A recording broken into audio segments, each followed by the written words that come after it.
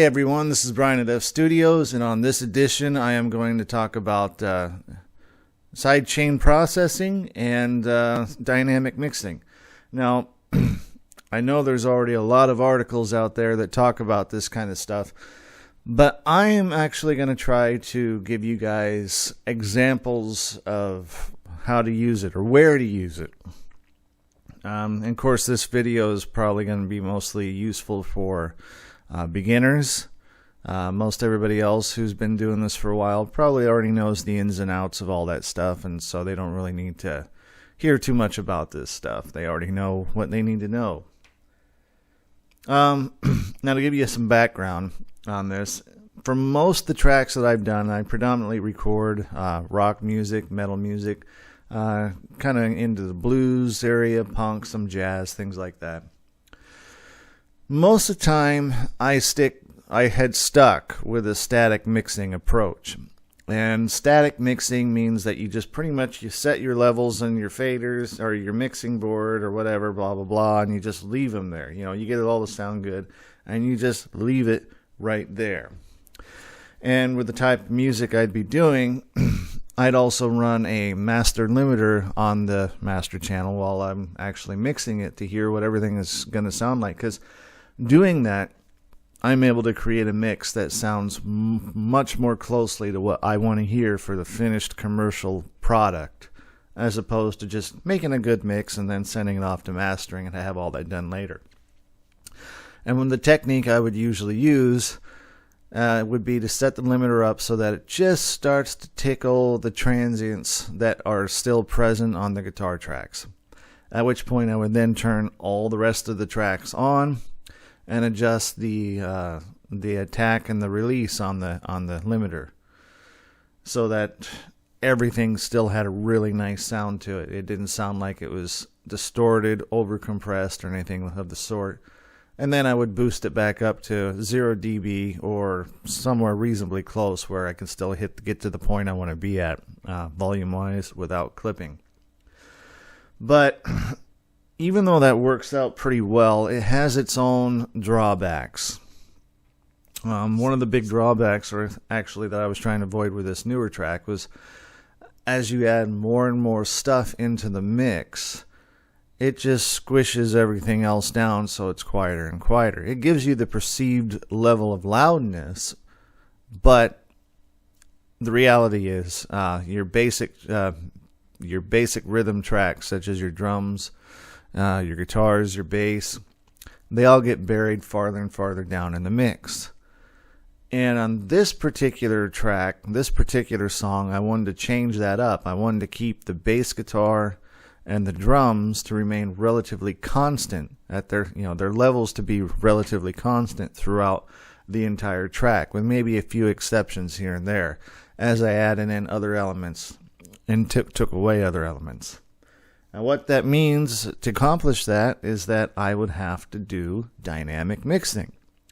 And all dynamic mixing is you just sit at the desk, at your mixer, or if you're just using everything on a software DAW, and when something else comes in, you want it to stand out in the forefront, you push the volume up, we'll bring down the volume of other channels that run in the similar frequency range, so you give it some room. And that way, that particular instrument you're trying to emphasize can be out front, but yet it doesn't end up changing how your basic rhythm tracks that are always going to be there, always present, doesn't change their level, doesn't change their sound, doesn't change anything. They get to stay consistent. Now, with this particular track, getting that to work out is a little bit more complicated. And the reason why is because there's 3 guitar parts. There's the rhythm track, which is a stereo track run through heavy distortion and a slow sweeping wide stereo chorus. And then there's 2 separate mono tracks that are the same effects, but one performance is recorded just out of the left channel of the chorus, and one performance is recorded just out of the right channel. And of course, when they were recorded, the chorus was starting off at a different point in its phase. So with everything running together, it can create this huge wash of sound, which is also an effect I was going for to have come in later on in the track. Anyway, let me get this started, and I'll let you guys hear a bit about what I'm talking about here. I'm going to end up turning off the EQ that I just placed on it for shits and giggles, and just take a listen. Now, this is just going to be the stereo mixed down track, because unfortunately, before I got to the point to where I really wanted to be finished with this track, the hard drive failed, and I lost so much data, so much information. And even though I was making backup discs and stuff prior to this, the damage to the drive had already corrupted a lot of the information, so when I tried to reload those discs, they just wouldn't work. So this mix down is what I have, and it's what I got to work with, and this is just what I can do with it. I'm going to leave it uneq'd as far as mastering goes, because it had a good mix and a good balance when I was putting it all together, even though it was kind of shallow. But when it come to mastering, when I got all the other tracks done, I'm going to actually get them all to balance out, the equalization all balance out to where they all kind of sound matched in a nice full sound. So anyway, I'm going to start this thing off. You guys may have already heard this track. It's the most recent track that I finished up, and it's called How Many.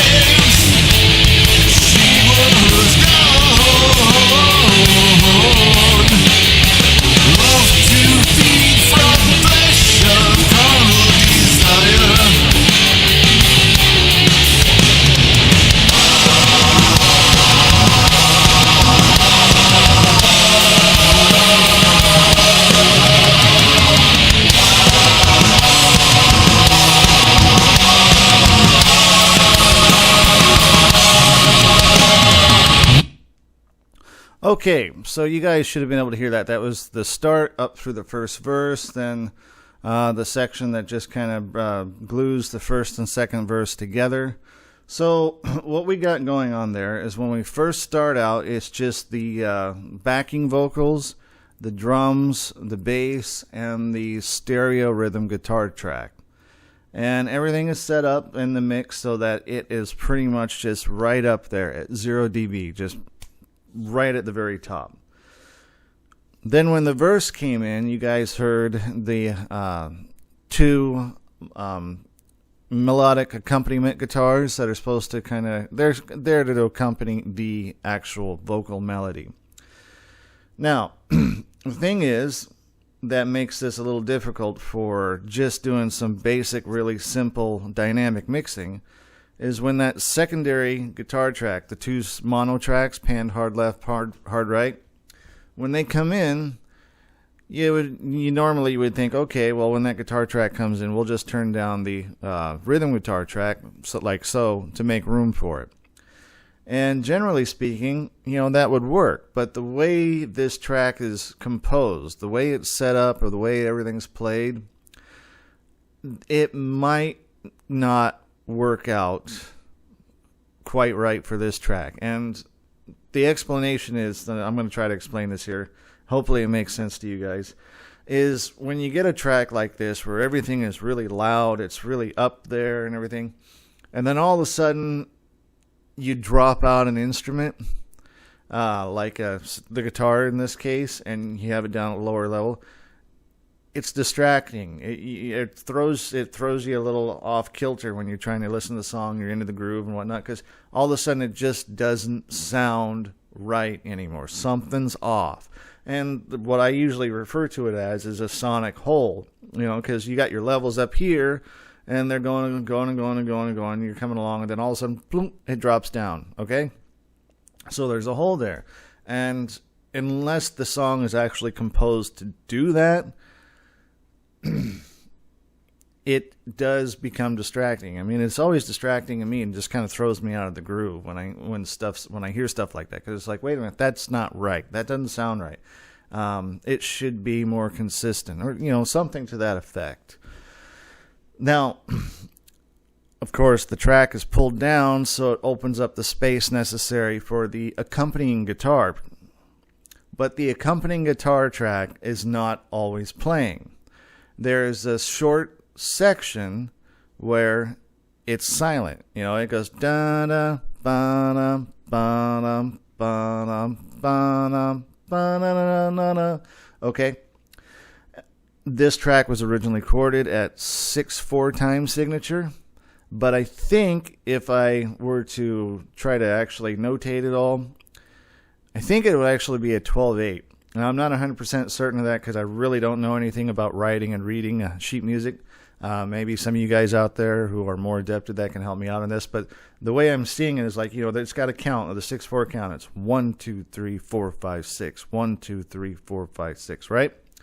But the way the guitar plays out right in the beginning is 1, 2, 3, 4, 5, 6. 1, 2, 3, 4, 5. Actually, no, that's wrong. It's 1, 2, 3, 1, 2, 3, 4, 5, 6. 1, 2, 3, 1, 2, 3, 4, 5, 6. That's how the notes fall out within that 1, 2, 3, 4, 5, 6. And then the accompanying guitar track, it's okay,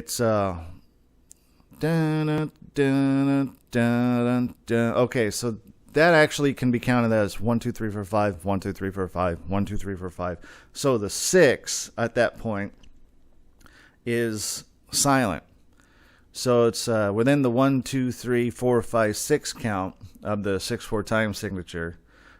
The last note within the one on beat 3 and beat 6 is dead silent. So with that thing being silent, it opens up the possibility to have that sonic hole that I was talking about earlier, right? Which can be a bit distracting. It could, in this case, being as fast as it is, maybe it might create the effect of like pulsating or whatnot. But regardless, I just don't want to take the chance that it ends up having that kind of effect on the listener's ears, on myself or whatnot, or you just hear this dip, like it's just dipping out. Like, say, looking back at the old analog world when you're listening to a tape and all of a sudden the frequencies just dip out because the tape's funky. You still hear other things pretty good, but there's like a spot in it where it's just gone or really quiet for just a fraction of a second or something like that. Well, I don't want that to happen at all. So, of course, there's a number of ways that could be addressed.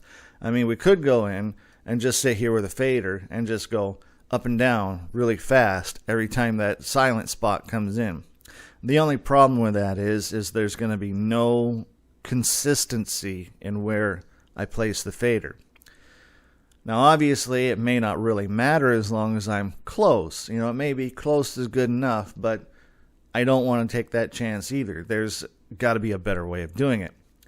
And now for many of you who are working with DAWs, you can just get in there and then you can actually just set up the audio filter, the volume filters, the envelope filters, and draw them in where you want to come up and come down and keep it at the same levels each time.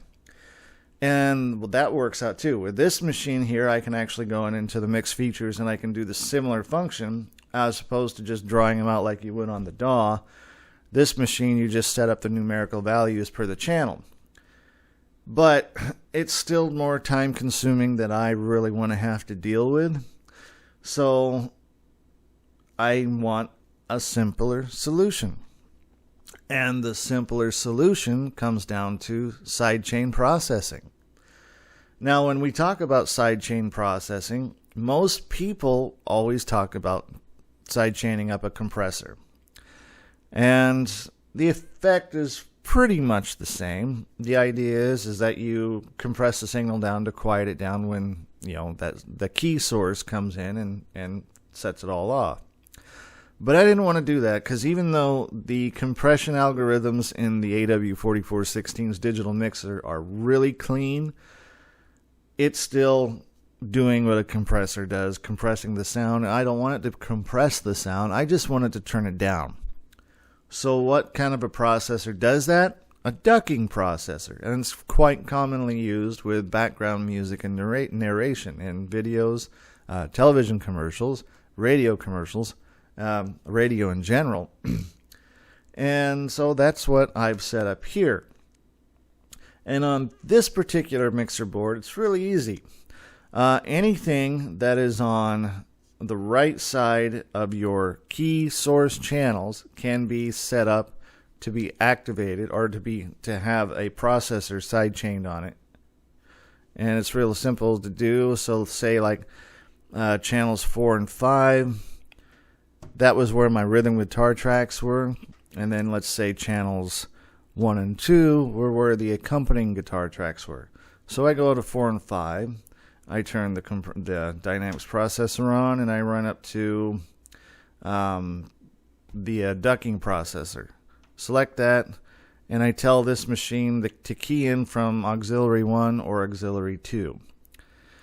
And then anything to the left of these channels using auxiliary 1 or auxiliary 2 will cause the ducking processor to lower the volume down to wherever I want it set up as, and have the effect that I want.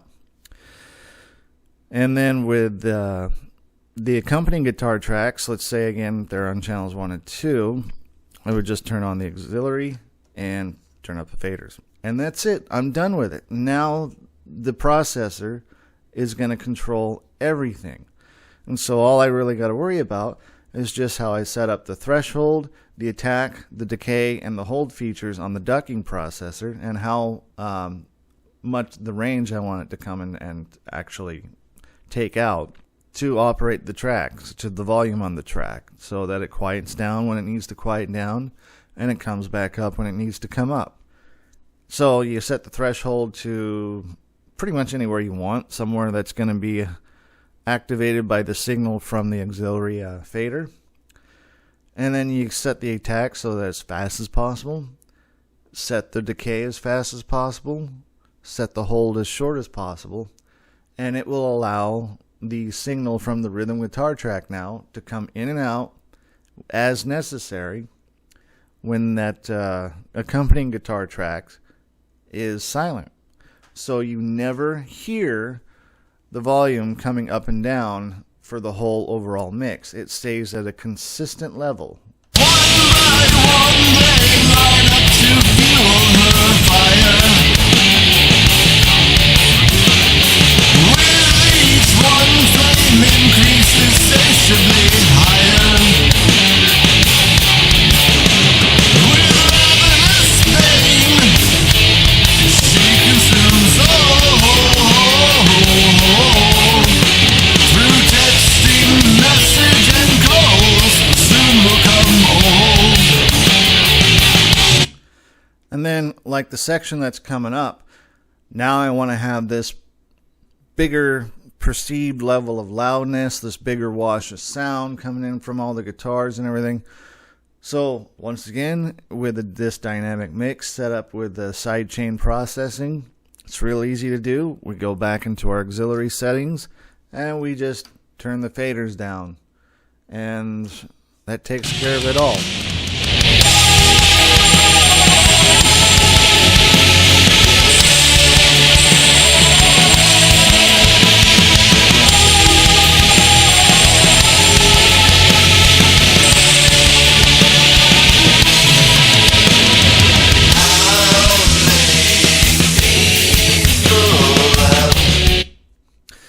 later on, like in this track, I can just turn that stuff back up to wherever, I had it set at before at a level that it works for the processor. And later on, when it comes into the, the third movement, third section of the song, there's kind of a lead track on the guitars that kind of run through every so often. And again, I want those to stand out in the forefront. I want the rhythms to back off. And then I want the bass and the drums to remain relatively consistent. And it's easy to do now with the sidechain setup because I just turn up the volume on the auxiliary outs and I'm done with it. I let the machine, the processors, all the signals control everything itself. I don't have to touch anything. And it just makes it much easier as a mixing engineer because you don't have to mess with as much stuff once it's all set up and running. You let the equipment take care of it for you. So that's a really good thing with sidechain processing. And it doesn't matter what kind of processor you're running into it. Sidechaining can actually make it a hell of a lot easier because it just takes a lot of the work off of you as an engineer, as long as you got it all set up right.